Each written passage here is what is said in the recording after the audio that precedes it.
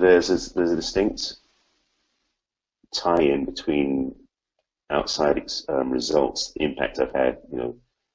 smiling clients, past audiences have seen me, that almost I need to have is right in front in my vision to know that I can keep going. Uh-huh. Okay, this is really interesting because you're almost saying like, I can't be successful until I've been successful. Exactly the problem I know I face. And the problem with that, I can put it in a different way that I think is going to be really helpful for you. Okay. The problem with that is your success is within yourself. And the problem with what you've got set up is that you're like a little bit of an addict where you need it from outside. Excuse the harsh words. I mean, I don't mean to push any buttons. No, I don't know that. That's not an issue for me. But yeah, I understand what you mean, though. It is that. So, but I should be more careful with the language here.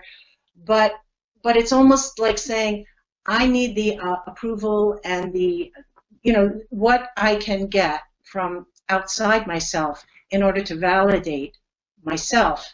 And I have to say, I've been there with you. I've lived my life like that because that's what I was taught, was that I had to chase these externals of success, and that they would give me that good feeling that I was looking for.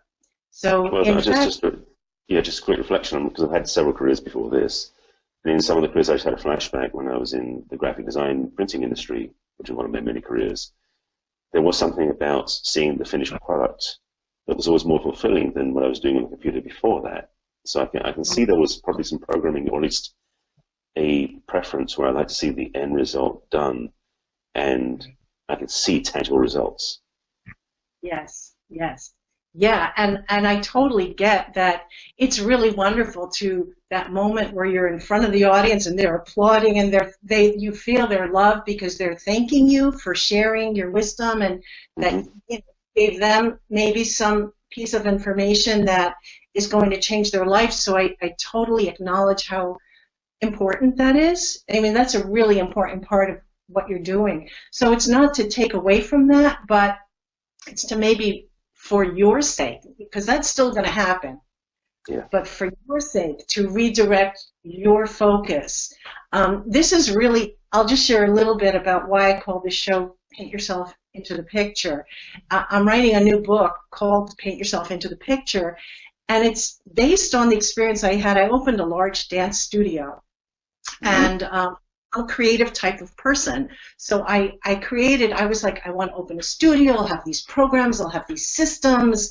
It just was like, I was so excited about everything that was going to happen that I built the studio. It was wonderful. But 5 years later, I realized that I hadn't really planned my role completely. I was so excited about what I wanted to have happen. In other words, the external, the results. Right. That it was almost like I was a juggler, and I was running around, I was getting all the plates to spin, but I didn't think ahead to say, well, you have to be that person running around, they're running from plate to plate, keeping everything from crashing down. So I devised a program called Paint Yourself into the Picture, which is to help you move into your next life chapter. So I want you to take a moment and picture what it's going to be like. You are a successful speaker. You have speaking engagements. We're not worried about them. I think you're going to get them. I don't think it's really a cause for great worry. But you can get them, and I'll give you some homework so that you can, go and get them this week and next week and this month and make it happen. But there you are. I want you to tell me, what does that look like to you? What does your day look like? Are you on planes? Are you in airports? Are you in a car? Are you in hotels? Are you at home? Or are you at home sitting in front of an iPad or a telephone, an iPhone or a computer screen? What does your day look like as a world famous in-demand speaker? So a day in the life, like an example. Well, when you say that, what immediately comes to mind is that I'm basically I'm in a hotel, waking up, flew the night before, and I've seen in the lobby all the preparations going on and the hubbub that I used to do myself, and I'm loving. Difficult here. I missed you're in the hotel and you've seen the lobby. Oh, sorry, I was in. Can you hear me better now? I'm not sure what happened there. I think you just cut out for a second. Yeah. Okay, so I'm at the hotel. I arrived the night before, and I've already gone down from the hotel room to the lobby to the ballroom where the event is, and checked in with the team. They know I'm there, all the logistics taken care of, and I'm looking around and just seeing all the people showing up, and it's a very thrilling feeling because they all came, and the great thing is is I didn't have to do any of it. I'm there as a guest to speak and to inspire, and the great thing is I'm not yet so known by them that I can't walk in the room without being mobbed.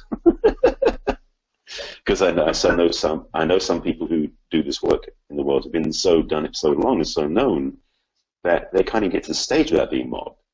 And that for me isn't where I want to be just yet. That's too much. But the idea that I can, I'm at the hotel, I walked into the lobby, walked into the ballroom where the event is happening at the back of the room, and I already know I don't as much I know what I'm going to say, but I know what I'm going to say has impact. It's almost like it's in me versus I've got a script. I'm not using a script in there because I don't need to. Right. So I'm looking around the room. The room is full. It's a wonderful audience. I can feel the love in the room. My friend my connection who's on stage is leading the room, very happy, very enthusiastic, got the room in the palm of the hand, and is about to introduce me. And she and I have a great rapport. She's also a speaker, and we've known each other for a long time, and she loves what I talk about. And so she's really, to be honest, almost overselling me. It's kind of embarrassing, but I love it.